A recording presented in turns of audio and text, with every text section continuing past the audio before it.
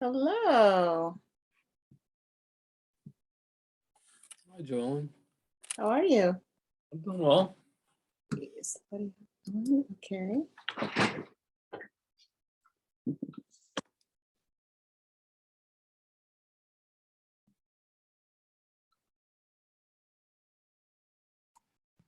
Hello, everybody. Hello. I actually have people muted as they come in, so I will unmute for now. But when we actually start the meeting, I'm going to mute everyone except the talker so that there's no cross-talking, because cross-talking is so hard on Zoom. Is that okay?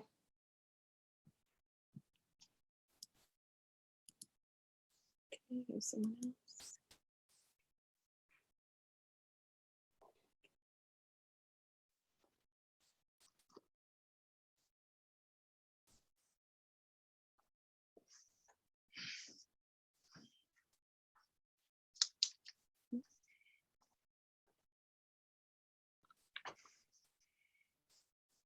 It may take a little bit for everyone to get into the meeting, so be patient, please.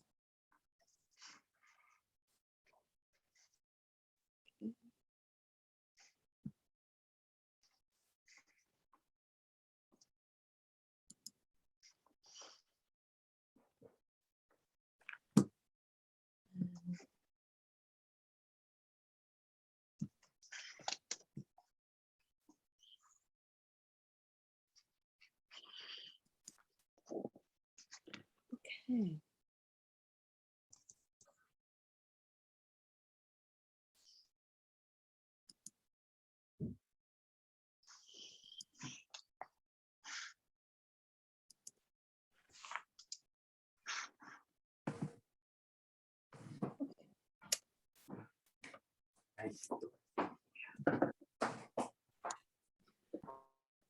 Well, seeing as it's 6, I'm going to give one more minute for other folks to sign in because I'm expecting a few more.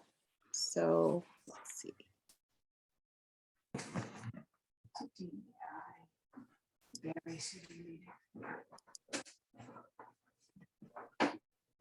Everyone's unmuted. And Karen.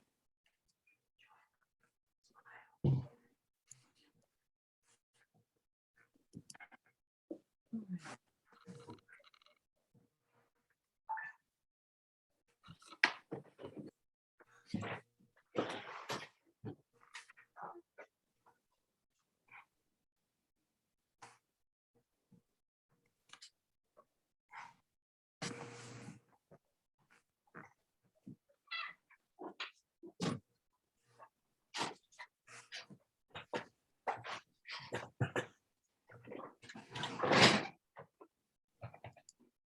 Okay.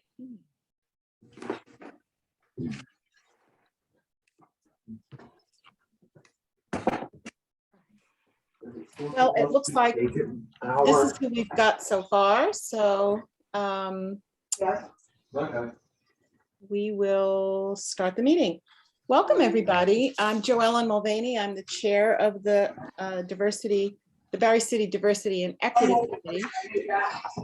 And as soon as, why don't we start by going around? I'm going to call on folks because it's hard on Zoom to figure out who is who.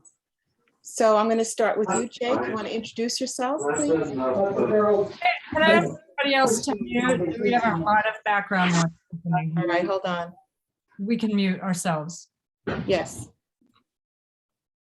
Yeah, thank you for the introduction, Joel. And I'm Jake Hemrick. I'm the new mayor of Barre, and was part of the council that helped establish the Diversity and Equity Committee. So here as a visitor, not as a participant, but certainly appreciate the invitation and appreciate the work you're doing. Thank you. Okay, I'm going to go across my top screen and it looks like Brian. Do you want to introduce yourself? Hey folks, Brian Carroll. I'm on the select board of the town of Glover. I'm serving on the VLCT Equity Committee and doing some foundational work in helping create a toolkit for towns. I also created a town equity committee for the town of Glover that is actually doing some pretty nice grassroots work right now. I'm pretty proud of the folks.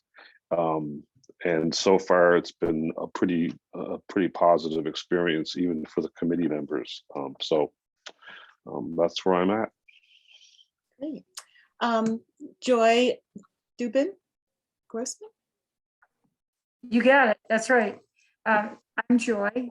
I'm the Assistant Town Manager in Heinsberg. I also am on the VLCT Equity Committee with Brian. Ellen, thank you for including us.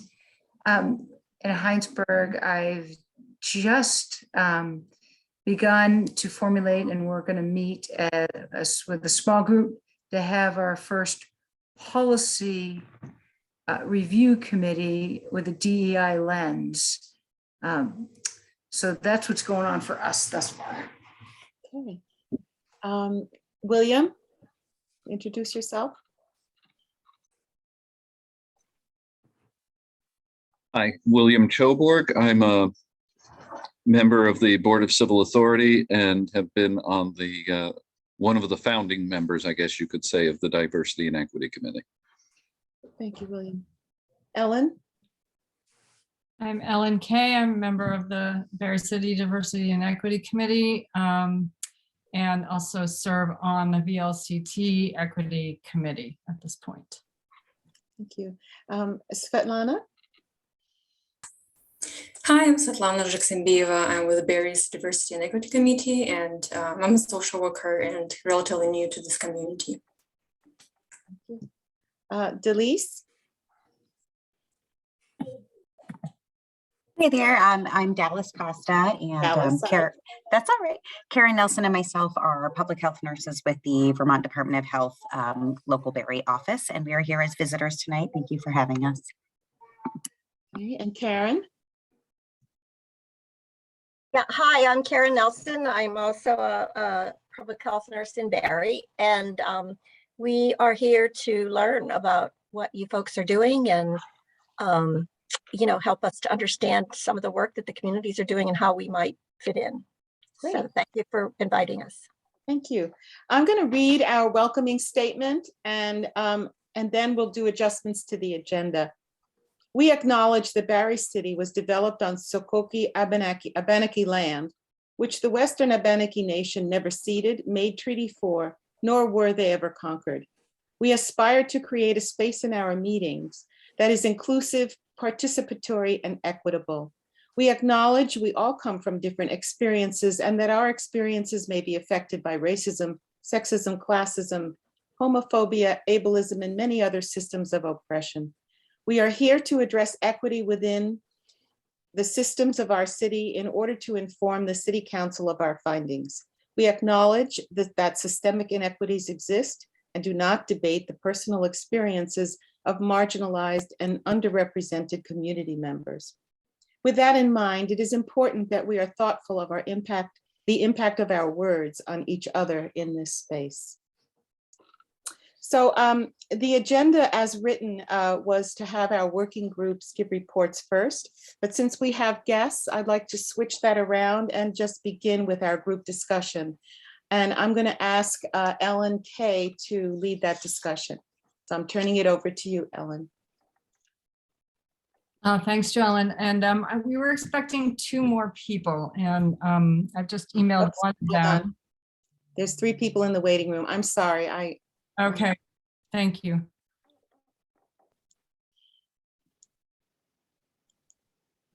Here we go. Oh, great. Okay. Wonderful. Okay, and I will welcome both of you, Teresa or Tress and Swift, and we'll do introductions. I'm glad you made it, and I'm sorry you were waiting there for a minute. And I think VLCT folks, it sounded like Deb Wright had an emergency today, right? So because she was supposed to come. So I think we won't count on her. She's from Bellows Falls or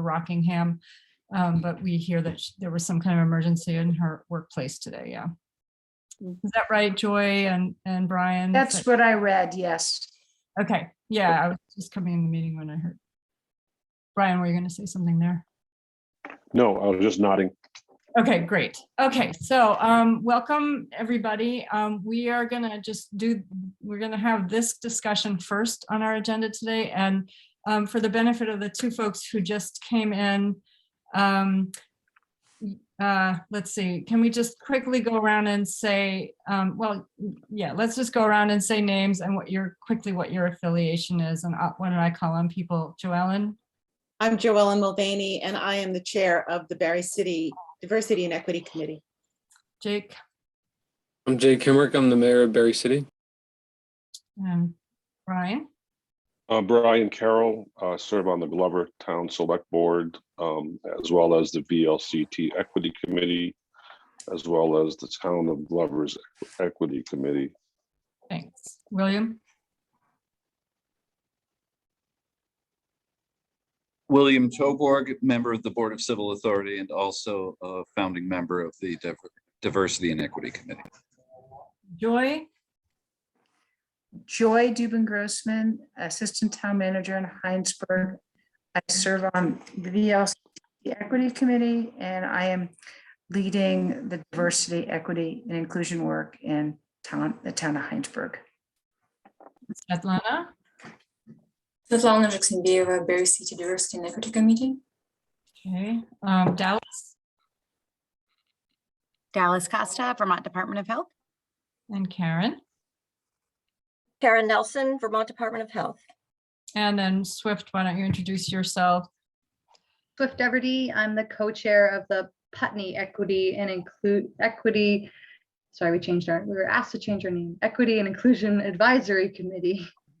Thank you. And I don't know whether you're going by Teresa or the name I know you by, but go ahead and introduce yourself. I'll go by Teresa today. And so I'm Teresa Zuverino, and I am a member of the Putney Equity and Inclusion Advisory Committee. Great. And welcome all of you. And both of you know, I already introduced myself, but you know who I am, but I'm Ellen Kay, and I'm a member of this committee as well as the VLCT committee. This idea came out of my working on the VLCT committee and hearing about all the other folks and getting to know the folks on that committee, which were people from around the state, either embarking on this work, already doing this work, you know, wanting to do this work, but helping advise VLCT, the Vermont League of Cities and Towns, in how they're going to support equity work around the state. So working in our committee, we've been up against a lot. We've started a lot of stuff. We feel good about a lot of our work, and we're working fairly in isolation, as I think that many of you may also feel. And so we've been hearing from people, you know, in VLCT and other places, that they really would love to know, you know, kind of have a roundtable about what other people are doing, so we each don't invent the wheel from scratch by ourselves. So the idea of tonight is that I was going to just kick off a little bit of a conversation. How much time do we have, Joellen? Well, we really have we have at least an hour, and we can bargain for more if we need it. Okay, well, let's try to keep it within that and see how we do. So what I shared with all of you is that there are a few questions, I think, just as the first go round, I'd like to ask people to address, and I'll be the Berry City person in this scenario. But the questions are, could you tell us what type of committee you have or don't have, whether it's appointed or volunteer, or a city committee, a town committee or not, your role on the committee, what the committee's charge is, if any. We started without one and came up with it ourselves mostly. And what are some tasks or goals or accomplishments so far? So those are, you know, you don't have to answer each one of those, but it gives a nice framework for a discussion. And then after that, I think we'll hear enough from the first go round that will pique people's curiosity. and be able to share back and forth, and we can ask each other questions about some of the things that we're doing or we've heard of, so on. So did that compute those questions? That feels like enough to go on? Yeah, all right. Would it be helpful if I started, since I have them in front of me, and then we can go from there? Is that all right? Okay, so I will say that the Berry City Diversity and Equity Committee was formed in July of 2020. And it came out of a resolution that Jake is quite familiar with because he was part of working on it. It was a resolution about the murder of George Floyd in our city council, and it called for a bunch of things, including the formation of a diversity and equity committee. Our first, we did not really have a formal charge. We weren't sure what we were doing. And then it became apparent to us that really the only thing we had been tasked with at that point was to work on a flag policy. And because one of the things in the resolution was to fly the Black Lives Matter flag in Berry. And they kicked it to our not yet formed committee to figure out what the policy was, although there was a good draft given to us, and make a recommendation about flying that flag. So that's where we started.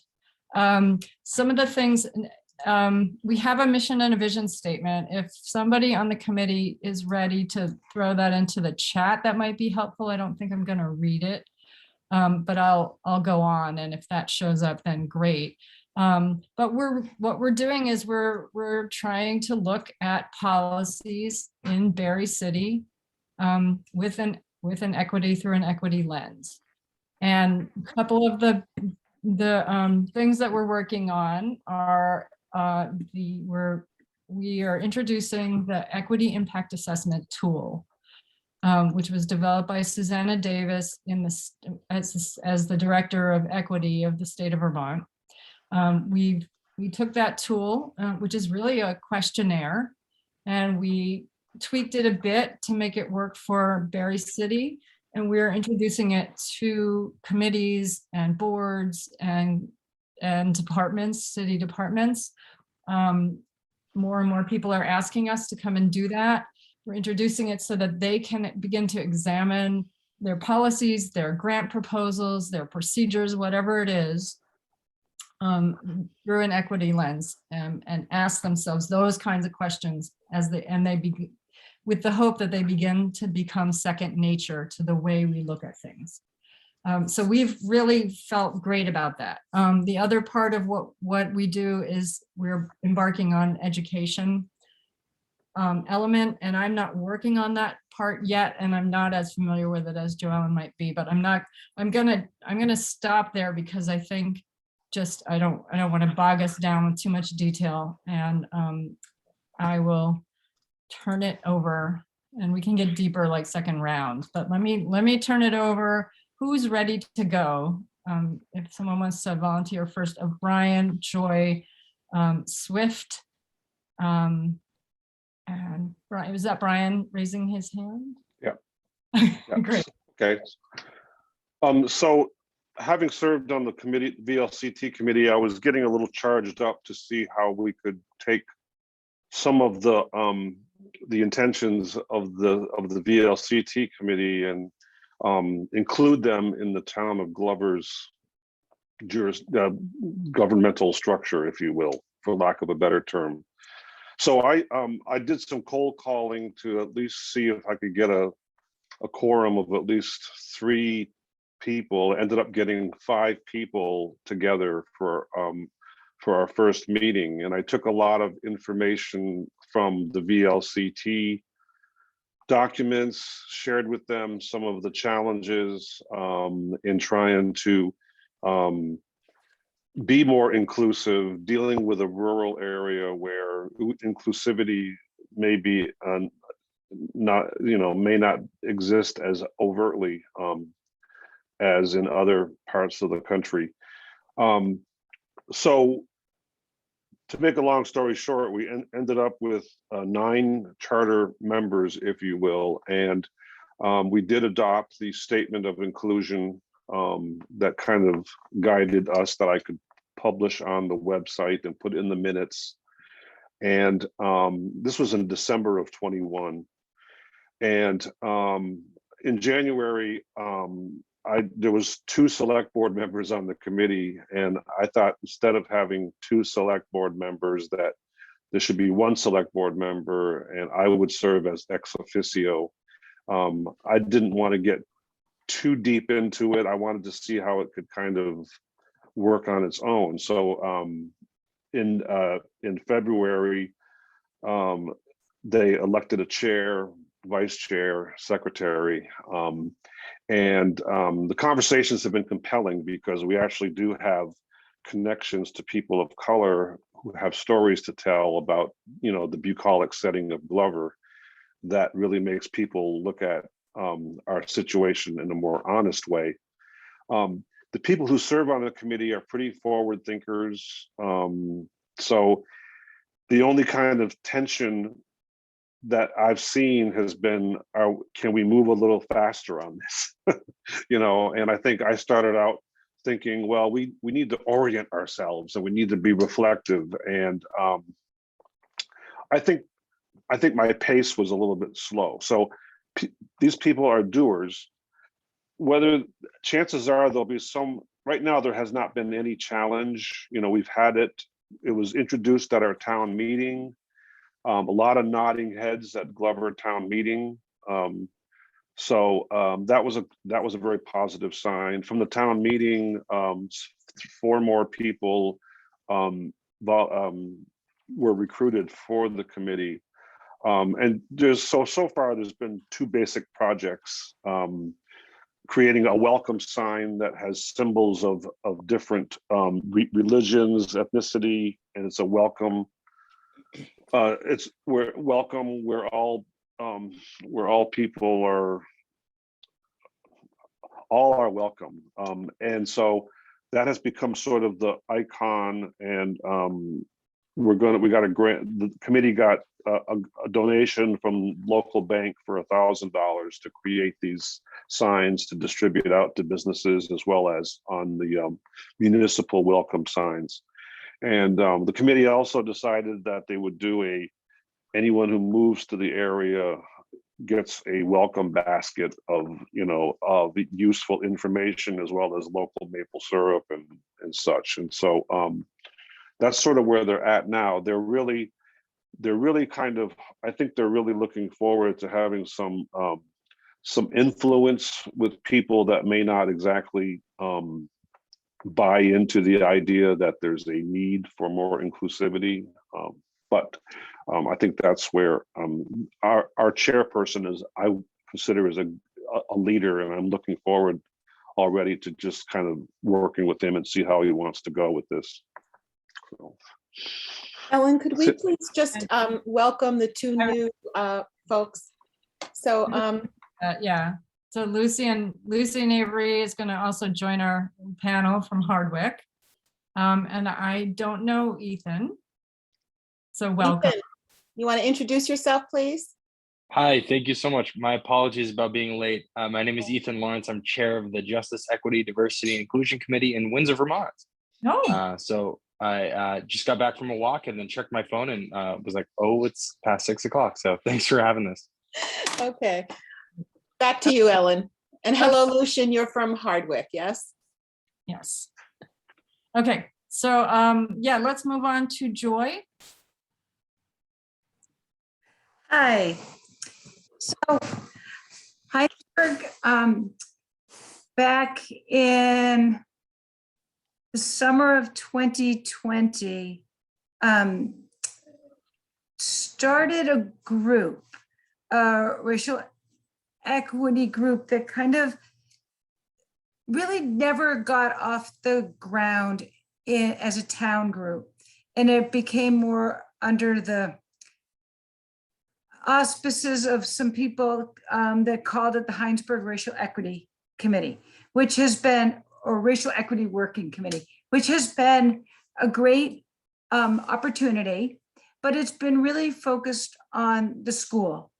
Heinsberg has CVU, which is a large high school, and there was a need. So that group went and has done work on their own. They requested that we fly the Black Lives Matter flag last February 1st through Juneteenth, and every year thereafter. So the town has been doing that.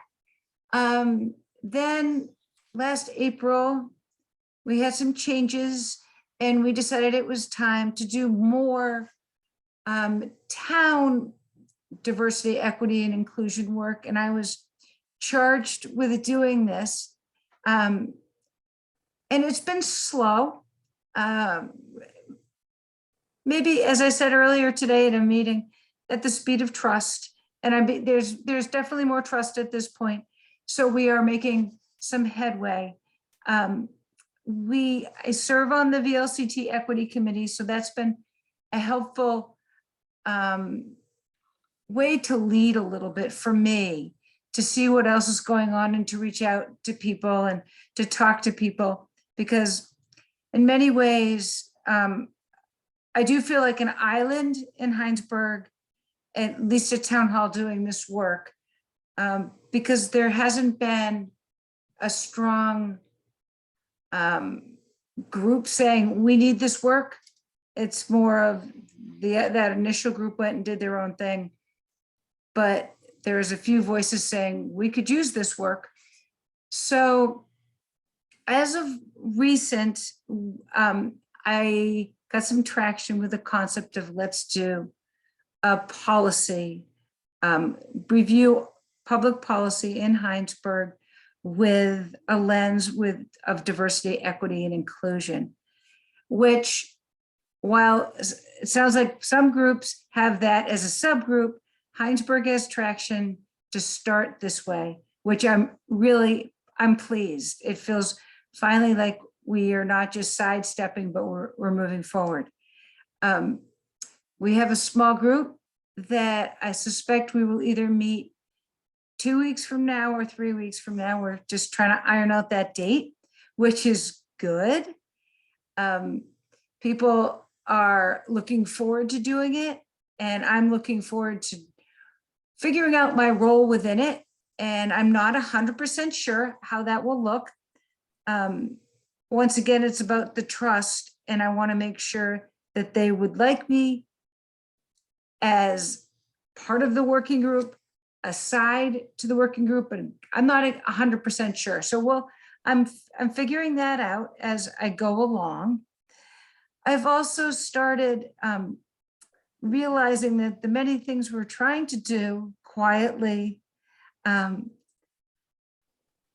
be done necessarily on my own. Maybe that's due to a lack of trust of my own ability, but more, I would like some guidance. So we're going to most likely use some of our ARPA funds to work with Sue McCormick from Creative Discourse. And I've invited her to be part of this policy group to start so that we can have a touchstone and make sure that while it's going to possibly be messy and hard, that we will have someone else from the outside that we can touch base with. We do have a good working relationship, or I have a good working relationship with the racial equity group I talked about initially. And I do suspect some of our work will be in parallel, but as of now, I see that there will be two separate groups because they don't really want to be a town group, and that's just fine.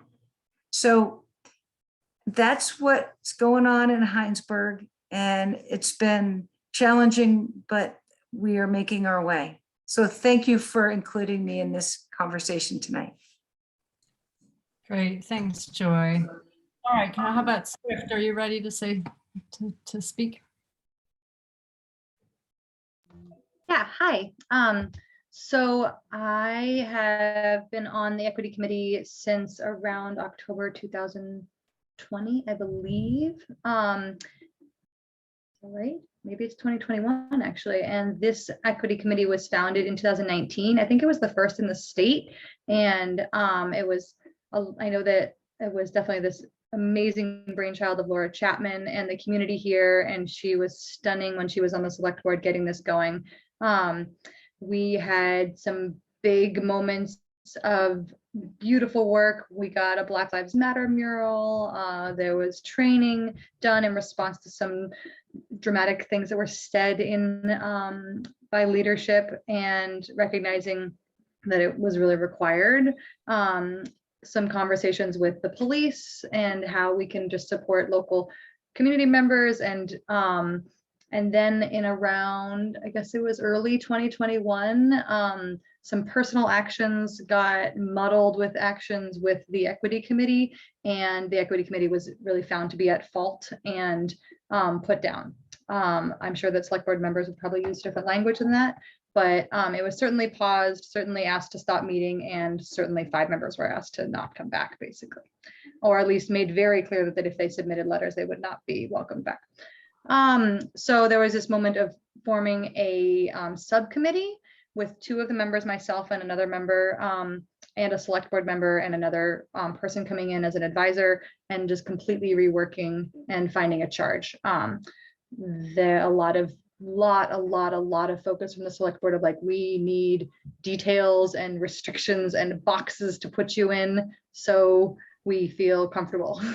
And it ended up being okay. And the box that we're in is actually really effective. We've got a lot of a beautiful charge, and I'll say some about details about what is in the charge. I think the one piece that is not in the charge is education, like this edge of where does the town fall on expressing points of view and opinions and recommending books and things like that versus, so that's been an edge, and where some of the, which were private conversations, they weren't equity conversations, but that's where individuals got muddled and bluntly punished because of it.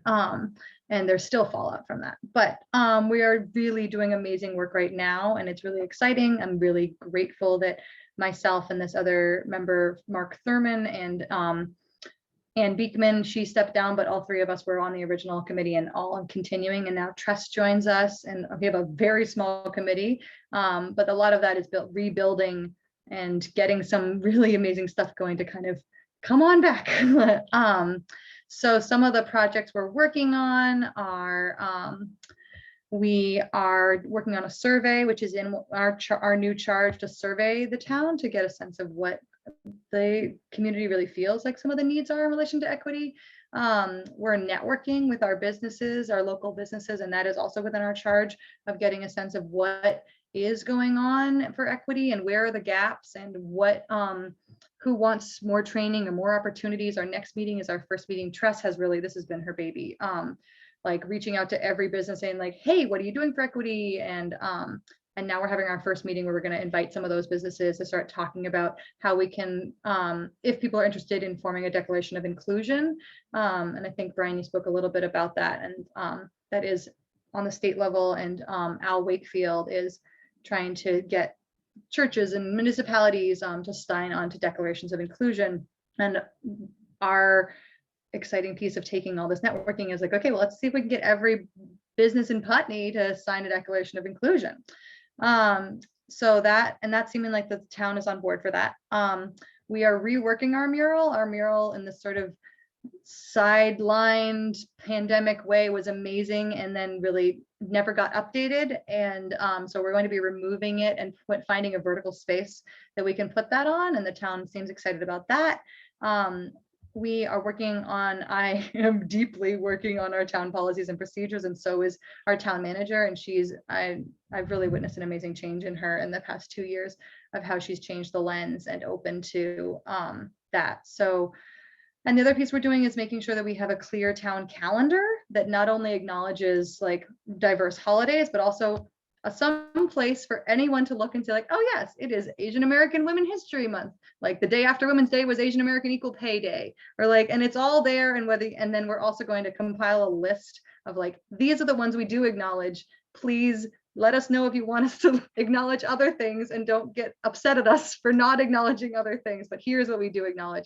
So we're working on that, and also making sure that select board meetings and other meetings are not scheduled on certain holidays. We had an issue with swastikas being put on stop signs in our county, and the meeting that was speaking about it with the select board was on Rosh Hashanah. It was just like this terrible mistake, and it was just like, come on. So things like that. And I just want to see if there's anything in our charge that I'm wanting to share in addition to that. Communication practices, that's something that I think across the board of how do we have more communication practices that are more equitable and accessible.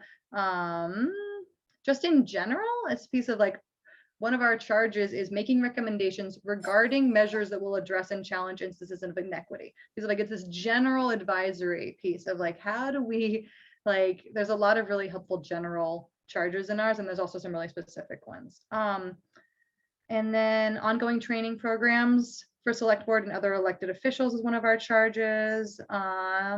We do have a goal to use an equity impact assessment tool, which I'm so excited you have, because yay, not recreating the wheel.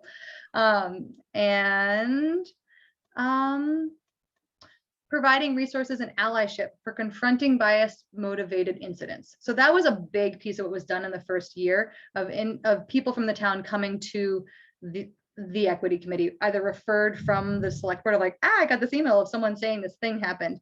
And so this piece of coming to us and offering space, support, resources, and allyship, and compiling more resources around that as part of our like building and creating that network is one of our charges as well. I'm the co-chair along with Mark Thurman as my co-chair. If you know anyone in Putney that wants to join, please. I think that's it. Well, we'll if you think of more, we're gonna keep keep going. But let's hear from the other two towns that are represented here, and remind us, you know, if your committee is, because Lucian wasn't here for my introduction, like we'd like to know what type of committee it is. Is it a, you know, official town city committee? Is it just citizens? Is it something else? Whether you have a specific charge, any accomplishments, challenges, those kinds of, we can talk about challenges later maybe, but so I'll call on Lucian now with, I believe that Ethan came to speak as well, so he can be after you. Yeah, I'm Lucian and I'm from Hardwick. And we're a town committee. So in 2020, the select board, I was on the select board, and there are a bunch of select board members who wanted to pass an equity resolution, which we did. And as we're working on that resolution, we felt like we didn't want to just like say this thing and have that be it. We wanted to sort of have that be kind of create momentum from it to do more. So as part of the resolution was to form the equity committee. So we're actually a committee, and our sort of general charge is pretty broad, and basically we're supposed to recommend things to the select board regarding equity. Is kind of the basis of it. So, and we also open the committee to members from other towns. So we have a few committee members from other local towns too. So when we got going, we were strongly advised by some people who are already doing this kind of work in the area to not sort of not about us without us was the term that they kept using. So they wanted to make sure that things were run by them or other people before we started doing things, because our committee was basically not very diverse. So so we've been taking things pretty slow, and we kind of felt like it made sense for us to just make sure that we had networked with people who are already doing this work in the area, and there were quite a few other groups that were working on things, and that also we were making sure, just sort of making sure laying our groundwork for our own education. And So a lot of things that have been mentioned are things that we've been talking about, and we've been working on some. We made some, recommended to the select board to make some statements based on some things that happened in town, and also some things on the national level. That's kind of the anti-Asian hate kind of thing. And they also had an anti-Semitic incident in town, so that's sort of getting more people involved and town manager involved in that, and sort of, I guess, helping be kind of allies and help facilitate that. And then we're also working on things like the equity assessment tool and different kinds of trainings for the select board. We're still kind of working on that and puzzling about it, and other, not just the select board, but other town entities and town leaders. Since we are a committee that is under the select board, we basically aren't involved in the school. The schools have their own committee here. Hazen Union is our union school, high school that's in town. So I mean, we're in some communication, but that's not our sort of jurisdiction. And then there are also some other committees in town. Like the library has their own similar committee, and who we hope to work with, but we haven't done a whole lot of work with yet. So I think that pretty much covers basically what we've been up to. Thanks. Okay, and Ethan, would you like to tell us what's going on in Windsor? Hi, everyone. Thank you so much for hosting this.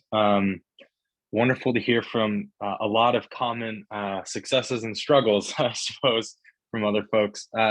So Windsor, we've had a pretty good go of it thus far.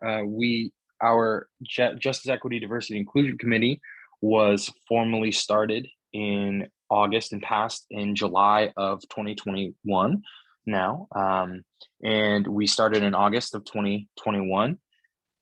We went through a steering committee process and were a recognized formal municipal committee on par with zoning and any green energy committee, things of that sort. So we have town emails, very much have a lot of the benefits. The ability to ask for funds from the town, should we do so.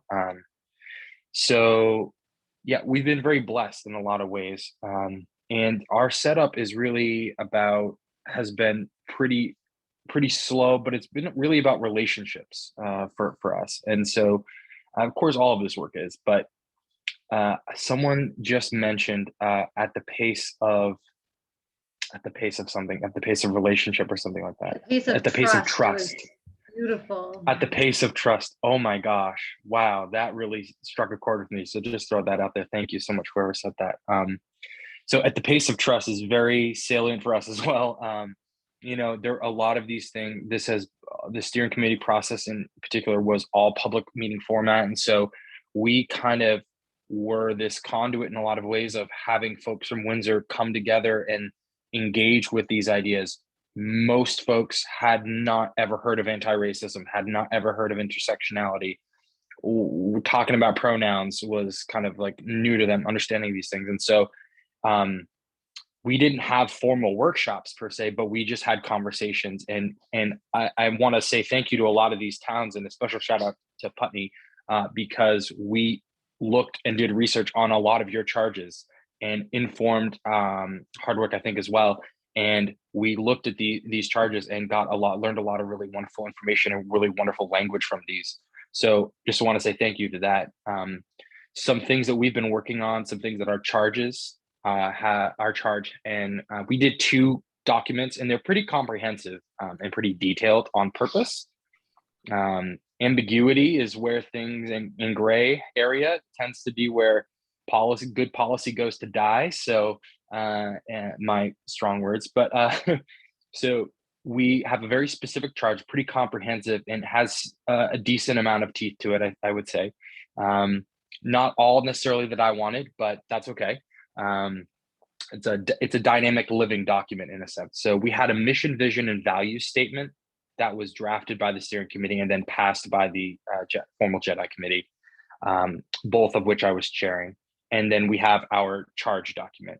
And a key policy part of that is we have the ability to submit and vote on policy recommendations to the select board. Our first recommendation was my gosh, November, December. And it was actually, someone mentioned Al Wakefield's work on equity statements. And we passed the Declaration of Inclusion on a unanimous vote, and we were really proud and excited about that. There was a lot of hard work that went into that. We've been really working on setting up networks. We are a part of the Legislative Social Equity Caucus. We're a public member of that. And so I've been attending some of those meetings, as well as our community liaison has been doing that. And so that's helped us keep a good pulse of where things are at in the state level, because that partnering with the state on some of these things and using materials from Director Davis in the Racial Equity Task Force has been immensely helpful. The language she has given us I've directly quoted in speeches in promoting policies, her work, and just been so grateful for her work as well.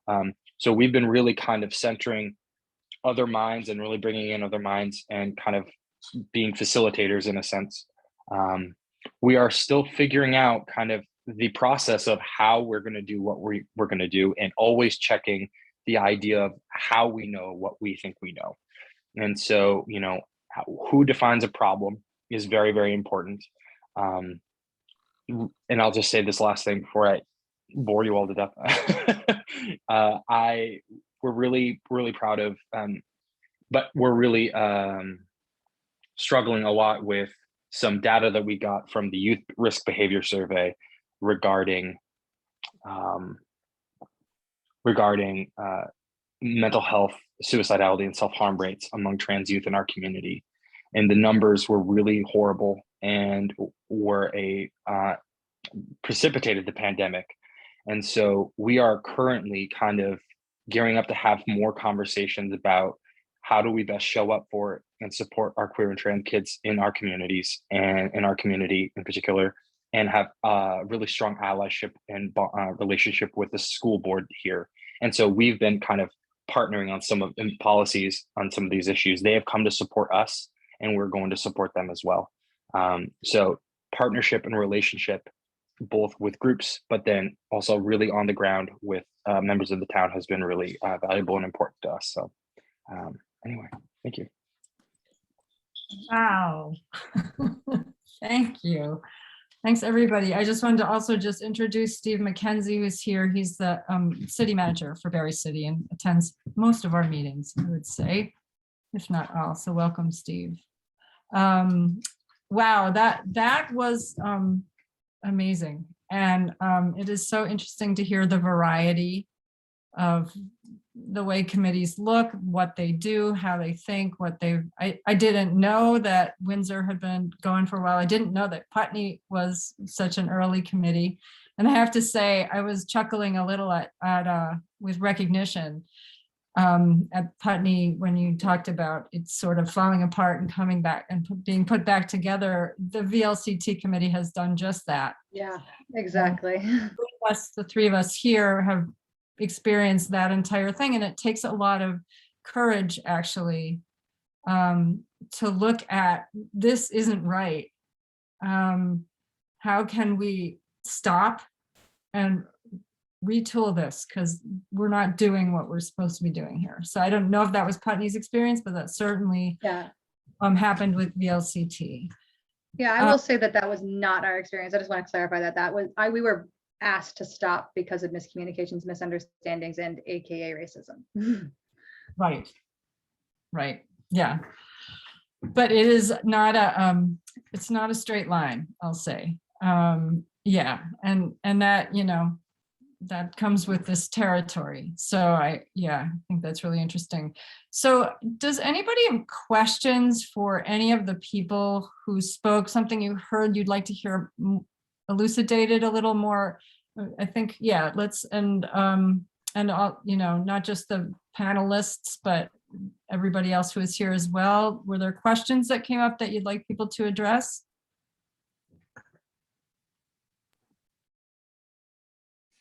Joy. Yeah, and this is to anyone who wants to answer it. When people were looking for members of their committees, how did they go about that process? Yeah, Joellen. Well, in our case, people applied to the city council, and then were interviewed by the city council and then accepted as members. That's the actual process.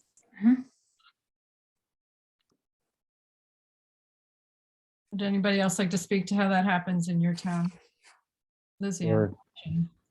I can speak. As I said earlier, I did do some cold calls to get at least 3 people together, and actually we had 7 at our first meeting, and these are people that I knew had some social commitment, and through over a period of 6 weeks, well, 8 weeks, it grew just out of conversation, using our website, sort of just talking it up. And we're a small town, so talk extends pretty quickly around. So, and like I said, we have 13 now, and we decided earlier that would be the maximum right now. It may grow into a larger committee. And we were lucky maybe, but it just seems like people have a real clear investment in wanting to do things differently, and to make some changes. I saw Lucian waving his hand, I believe. Oh, yeah. So, well, when we first started, some of us select board members called around and tried to, get people who we thought might be interested to join. And some did, some didn't. But our committees, much like Joellen said, where lately the town has been they have like a way that they put things out for all the committee members and all committees in town if they're electing members. And so mostly Front Porch Forum on their website. And I think that might be something else. Yeah, and then people just apply, send a letter, and then for the next select board meeting, they say sure, yeah. So you have to be voted in.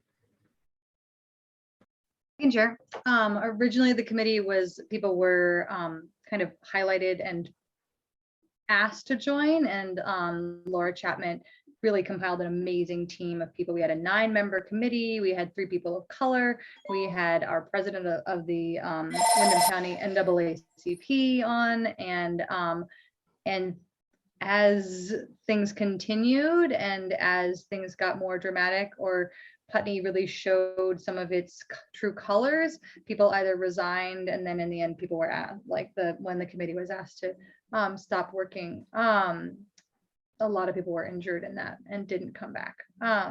Now what we're doing is really, I need one more body, and I'm like, there's this piece of I just need one more person so I can talk to other people and ask them if they're coming to a meeting. And more than that, we are taking this into, there's something called the Putney Huddle, which was founded around when Trump was elected, mostly women, and how do we create more diverse and more representation in our local government. And they did this huge, not huge, but it felt huge. It was a really important campaign to try and get some women to run for select board. We just increased our select board from 3 to 5.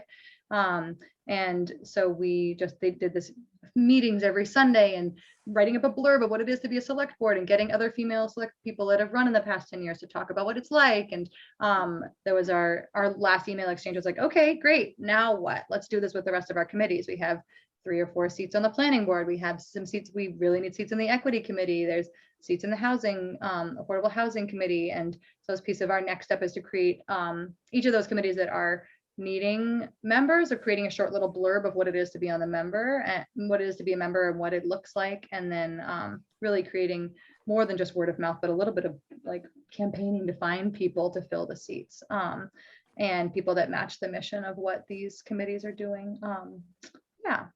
And I will say a note on that, because we did have something in our charge, which was that a committee, or I guess it became a bigger conversation, but that committee members need to have a recommendation, like an endorsement from the existing committee.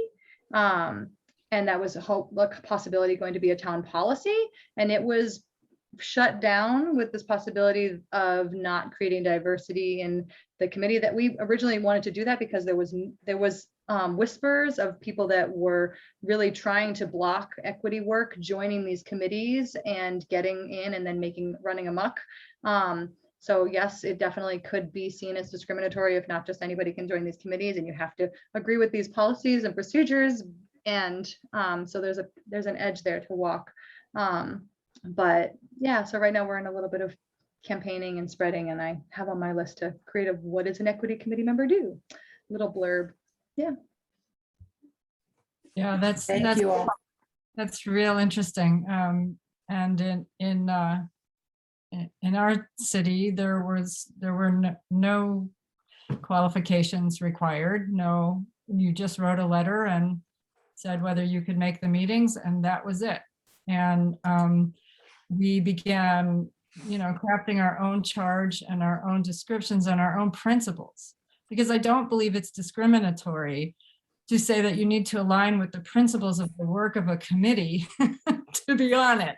There's nothing discriminatory about that. If you don't align, you go do some other kind of work that your principles would align with, right? Makes total sense. It's not about personalities or anything else.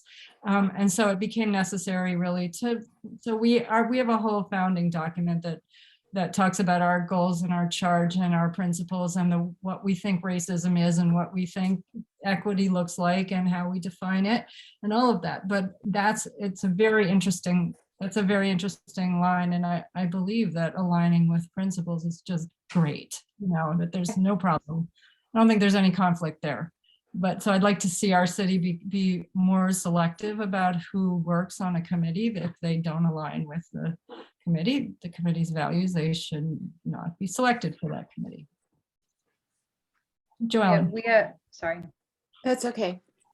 Did you want to finish that idea? I was going to say something else. Yeah, I was just going to say, I think what it came down to is one very loud, opinionated, very strict to the book, Robert's Rules of Order, the open meeting law person that lives in Putney that is very helpful at times when we don't remember what the rules are, and then also can put a wrench in things and misinterpret things the way that they want them, and they're in the room and the select board hears them like, okay, great, never mind, we don't want to get in trouble. So we've had that issue, and if you have more supportive select boards, I think it can be really helpful, or mayors. I just want to jump in real quick for a logistical moment. Brian had to go. I did not check with you all who I invited to speak at this meeting, how long you had. So we are at 5 of 7. Can people stay for 15 more minutes? Absolutely. Somebody who can't stay for 15 more minutes, just let me know that. Okay, great. I just wanted to check in.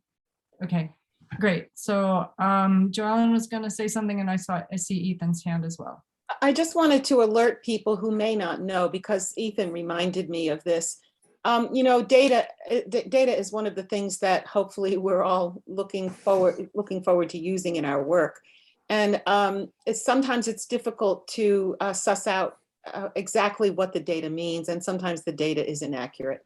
So I want to point out that the Youth Risk Behavior Survey is a fantastic set of data that talks very specifically about the kinds of topics that we are discussing in our committees. And that's extremely useful. You can also figure out how to extrapolate that to figure out what's happening in their families. So for an example, in our city, the data shows from YRBS that there's a much larger percentage of people of color than our data from the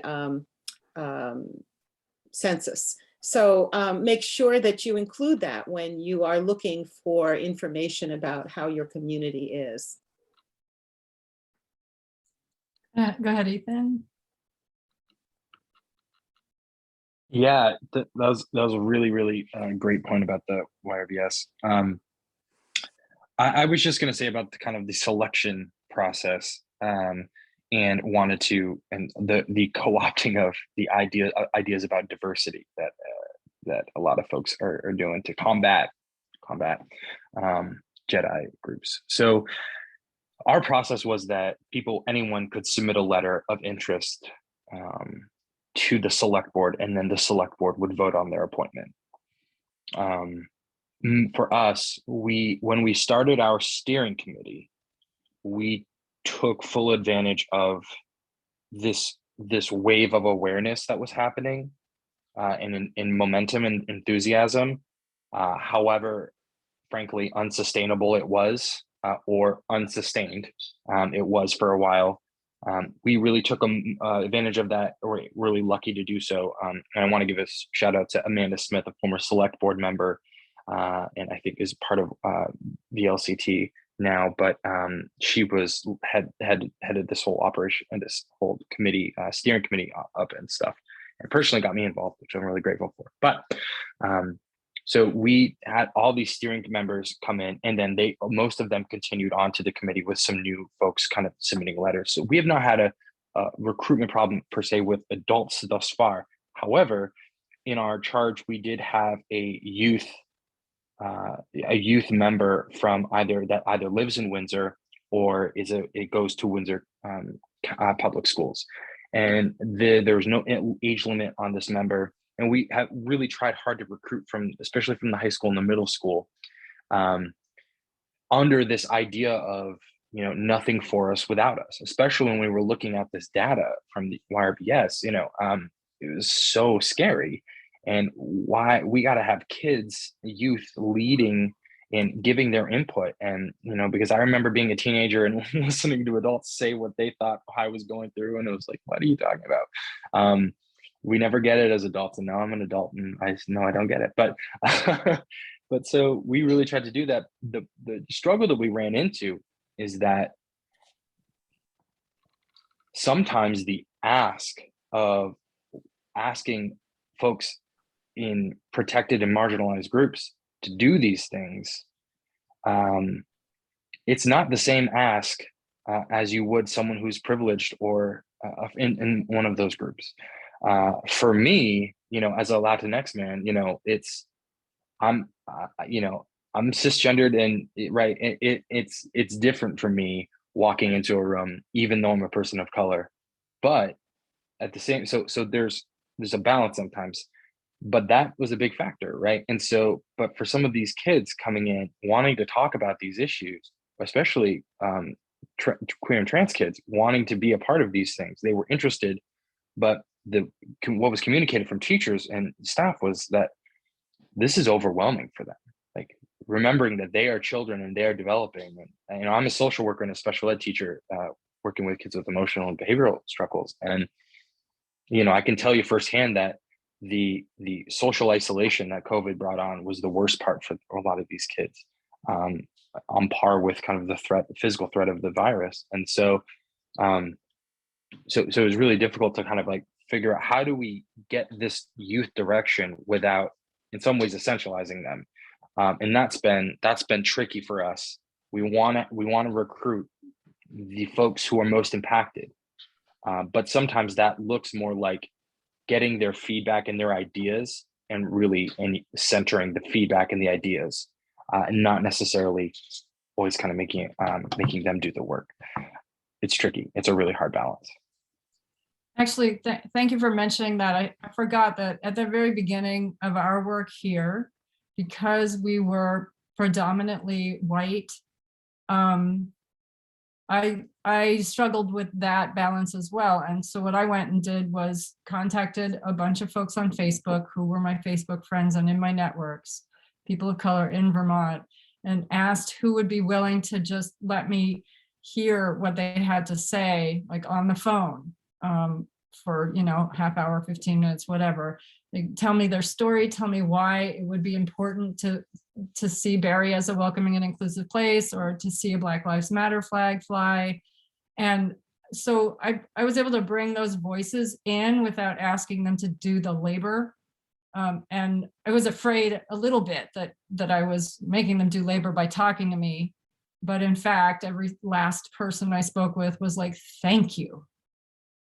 Because being heard is really important. And so I think that's a middle way for us in these groups, to be able to bring those voices in, to listen, to really, really listen. And, we're not speaking for anyone, but we're listening, and our decisions will be influenced by what we've heard if we're really listening. So thanks for reminding me about that. Are there more questions? Jake, I don't know if you have any questions, members of our committee, and Barry, Steve, any observations or questions you want to share? I had a question for Brian, but he snuck out before I could catch up with him, so. I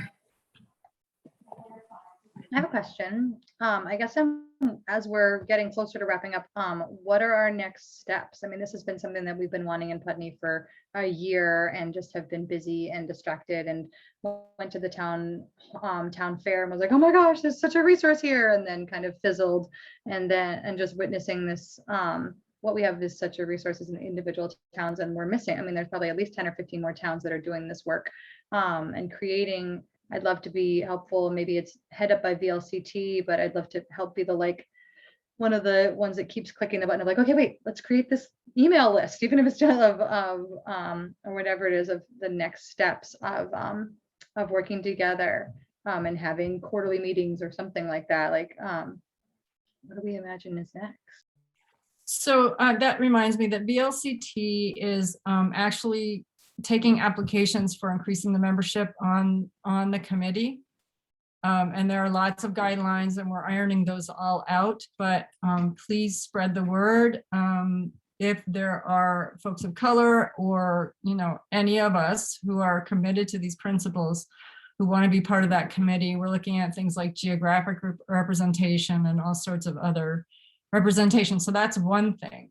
But that's on, that's the legal municipal level, but they're putting together, we are working on a toolkit for towns that's going to have all that stuff. The whole idea is to assist towns in their equity work. So there's that. This was informal. This was one committee saying to a bunch of people, hey, let's get together and talk. I think that anybody can do that. Putney can decide that one of its upcoming meetings will be that, and you'll put the word out. I had too many people volunteer, because people were really ripe for this. So I don't know what the next step is. I think that if you gathered the next person who does this, maybe can have some more structured questions to get at, because I think we were just scratching the surface here today. Other comments? So let me just say that I think that in the beginning, Ellen and I were talking about this in terms of doing a statewide, let's everybody get together. It sounded great, but oh my goodness, what a bunch of organizing. So this was kind of a way into that type of group meeting. But perhaps as the VLTC gets more organized, they could organize a statewide event of some type and maybe make it hybrid even, so that it's not a geographic problem for people or a monetary one. So I look forward, I'm not on that committee, but I look forward to injecting that kind of idea into the VLTC. They're more positioned really to do that kind of statewide effort without taxing any one committee with that enormous job. This was easy in comparison. This is nothing, yeah. Joy had her hand up. And then I see Jake. Yeah, I just really want to say thank you to Ellen and everyone else for making this happen. It's been an hour and 10 minutes, and it's just nice to feel like I have a few companions on my island. So thank you all. I really appreciate it.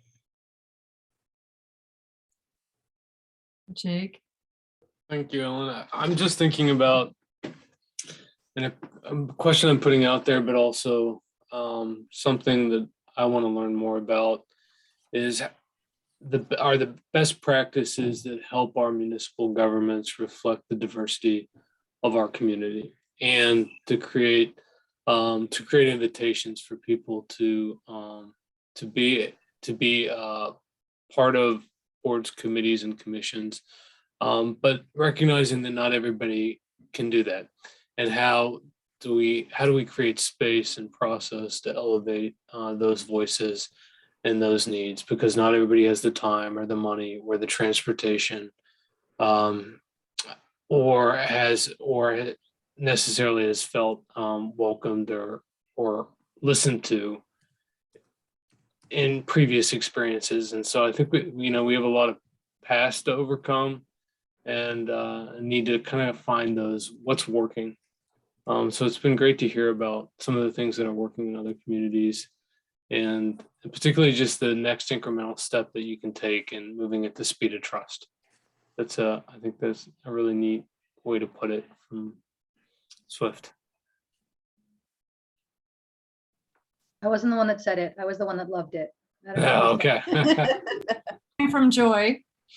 And I can't take credit for it. I got it from someone else, but thank you all. The Appreciate best it. ideas always are. Yeah, no doubt. Great. Well, I think we can wrap up. Is there anybody who has something burning that didn't speak and that maybe has something you want to add in or put in the chat? And thanks everybody for putting your email in there.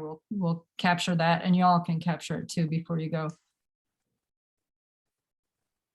Anybody else? I'll just say one thing if that's okay, really briefly.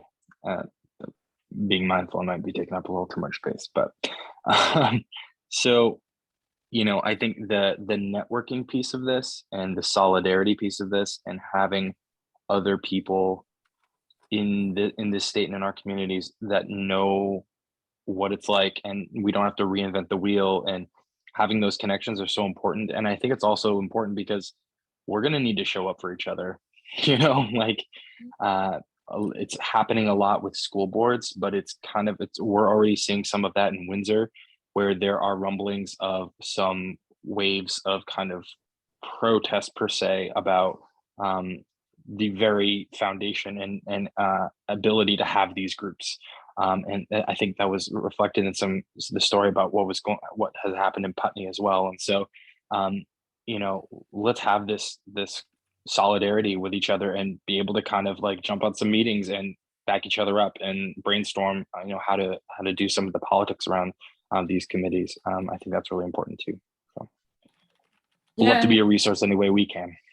Great. And our meetings are public and open meetings, subject to open meeting law, and anyone can come to them. And that may be true of y'all. So, you know, we can put calls out to join us at certain meetings, or if people are interested in something that's on somebody else's agenda, that can happen. There's a lot of cross-fertilization that can be happening there. So thanks for that, Ethan. Yeah. Okay.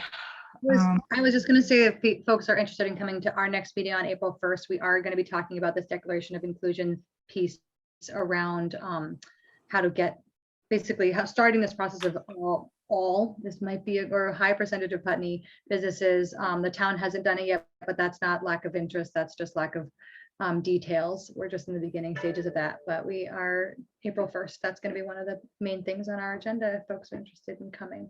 I can just share the agenda. It's a draft, but I'll share it in the chat. Thank you.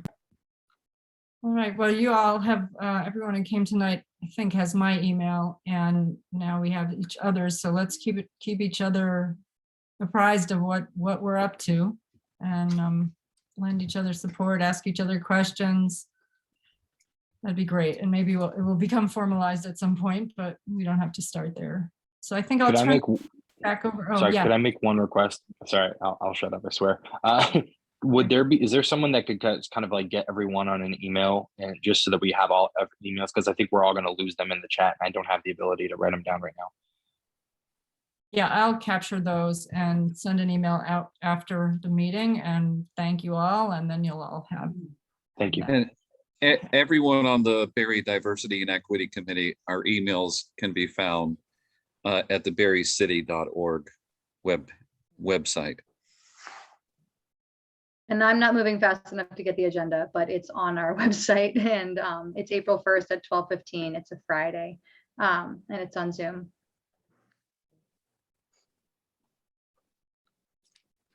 Great. Well, thanks to everybody for coming. I'm going to turn it back over to Joellen at this point, and y'all can stay if you feel like it, or head out. It's either way just fine.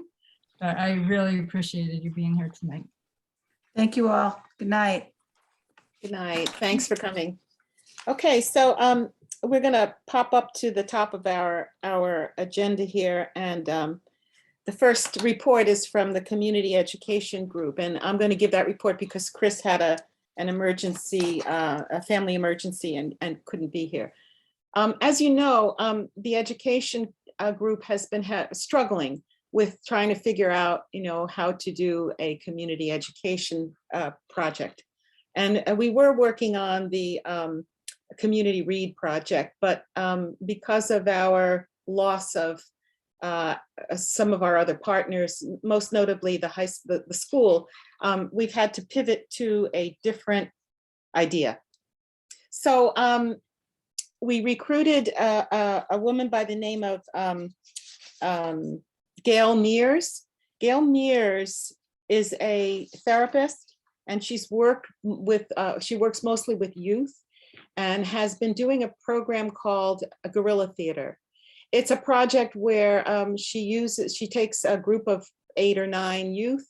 In this case, it would be high school, junior and senior, incoming junior and senior students, who would go through a 3-week guerrilla theater program. The first week would be an equity training from professional trainers in that topic to get the youth and the people involved, the other participants, up to speed in terms of studying the issue.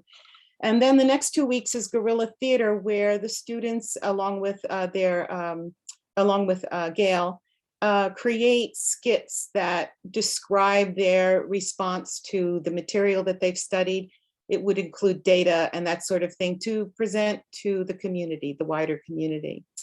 Membership in this project would not only be 8 or 9 students, but also include some adults. One of the adults would be a teacher from the school, so that students who participated in the summer program would then have a support person in the school that they already know and that they know well enough to make contact with in case there are some issues that come up for them. It's could be a difficult topic for students, and they may need that kind of touchstone.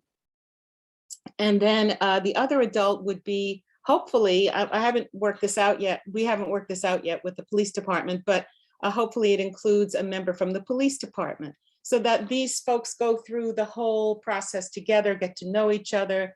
This enhances the idea of community policing, as well as creating an opportunity for a type of community equity training that that is maybe unique, I don't know, but one that certainly is community oriented.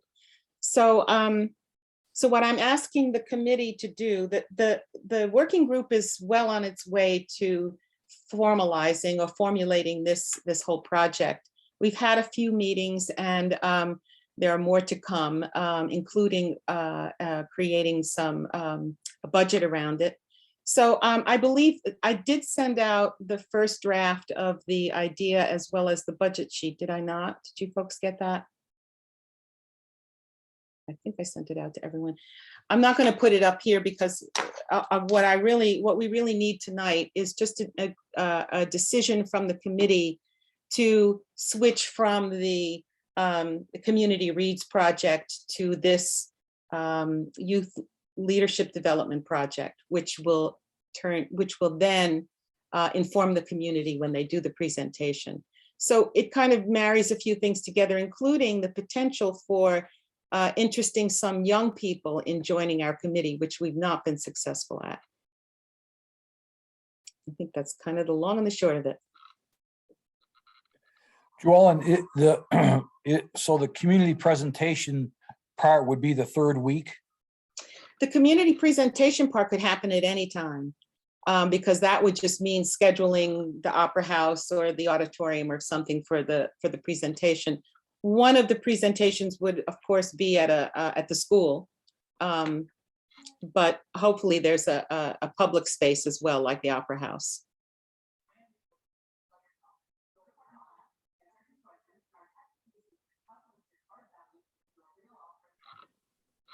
Does anyone have any other questions?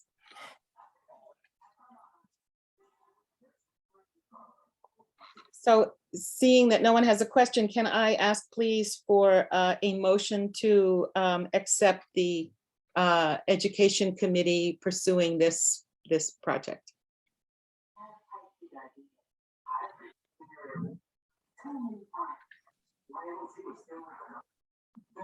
Ellen, yeah. So Ellen, and who, do we have a second? Svetlana, thank you. Okay, any discussion? Hearing none, can we take a vote? All those in favor, please indicate by raising your hand.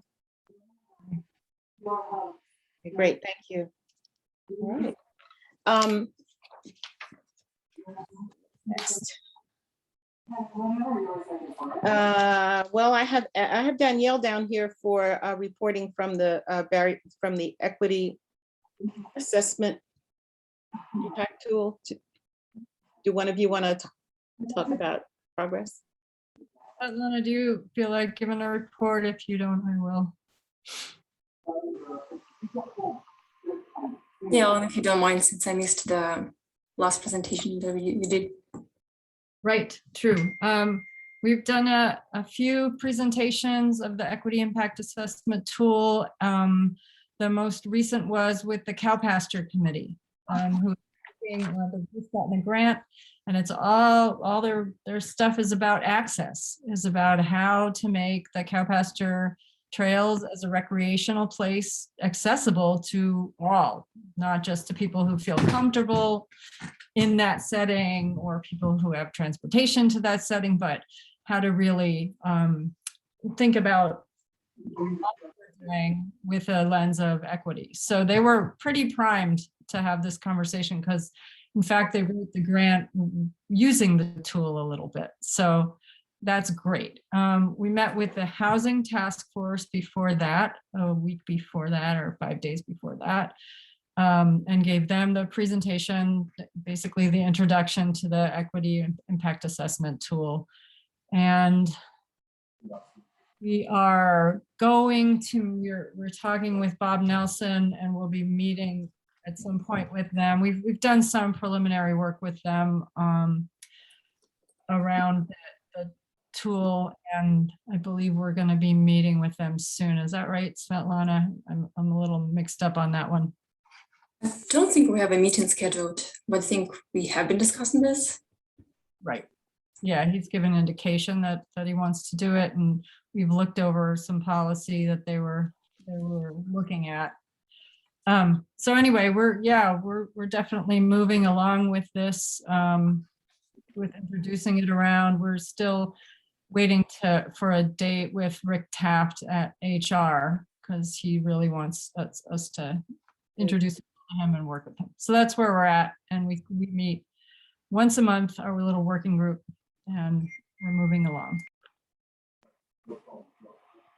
So I'll just say thank you, Ellen. The community needs assessment. Now that the election is over, I have agreement from those who volunteered before to be in this group to meet with UVM. And so I haven't set the meeting up yet, but we're looking for a date. I'm hoping that happens in April. And also, let's see, what else? Oh, Steve and I had been talking about, we've all been talking for a while about how to get training, equity training, diversity training into the community.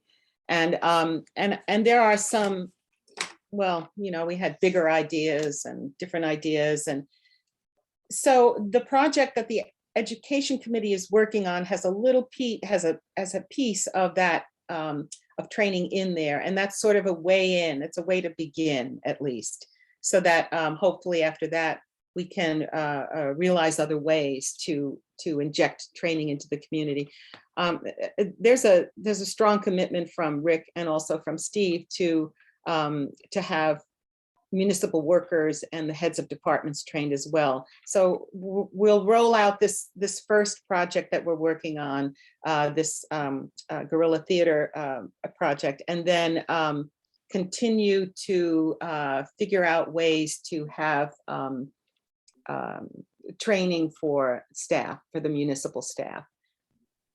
Steve and I talked about potentially starting with the heads of departments first to make it a little, to introduce it in that way, and then figure out ways that the workers can actually get access to training as well. Does that describe it, Steve? Yep. Yes, yep. I have my hand up because I Yes. forgot a piece of information that I heard at the VLCT meeting this afternoon. Okay. There's money coming. Vermont Community Foundation just announced an anonymous donor who is giving $300,000 to VCF for equity work in communities. 100,000 of that is going to be given out in grants of up to $10,000 per community. So this is brand new news, and we should keep our eye on this. And there's another grant called Ideal, and I don't know, maybe Steve or Jake knows something about this. It went by very quickly in the meeting, but we should find out more information. And that targets the most advanced kind of committees, the people who are doing this work, who've been doing this work.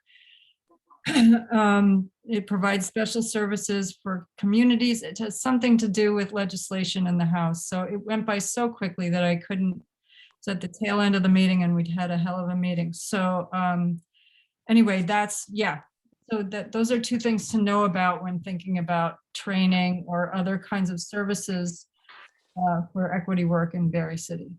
Great. Okay, so yes, Jake? Yeah, I was just curious, do you know who the contact is at the Vermont Community Foundation? I don't know, but Ted Yeah. Brady, LCT, could tell you a lot more. Okay. You know how to get in touch with him? Yeah, I know Ted. Anyone else have anything to say for this evening? Karen and Dallas, thank you for hanging in there. I hope that this was fruitful for you too. Yes, our pleasure. Thank you. Uh-huh. And so are people okay about end of the meeting here? Well, let's hear a motion. Okay. Jake? All right. Yeah, if I could say one more thing before you Yes. adjourn, that's that I'm working on an amendment to the municipal bodies and appointment policy and intend to clarify that we would allow youth advisory members on that policy. And so that may be in the packet pending Steve's approval on the 29th of March.